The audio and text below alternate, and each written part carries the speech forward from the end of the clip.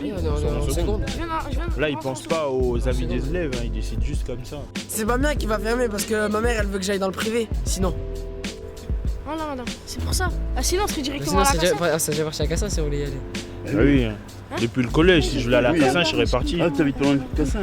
T'as 8 minutes de Cassin. 5 minutes de Cassin. 8 minutes, 5 minutes Pourquoi de là-haut, bus, il y a pas de exactement. place? Si, il y a de la mais place. c'est que, Non, voilà. j'ai- Mais voilà, la réputation du lycée. Et ils n'ont pas envie, c'est ça. Hein. Ah bon?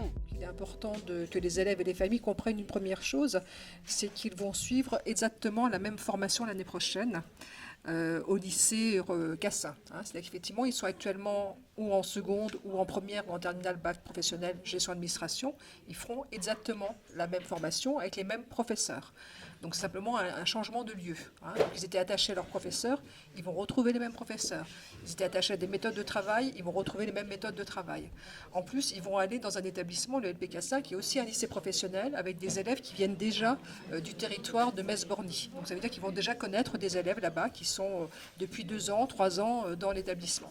Donc, je souhaitais, avec la vice-présidente du conseil régional, qu'on puisse avoir un temps d'échange pour essayer d'expliquer les raisons qui nous avaient conduits à prendre cette décision concertée, une décision qui n'est jamais facile de prendre et qu'il est souvent encore plus difficile, évidemment, d'accepter quand on est directement concerné, comme le sont nos élèves et nos équipes d'enseignants.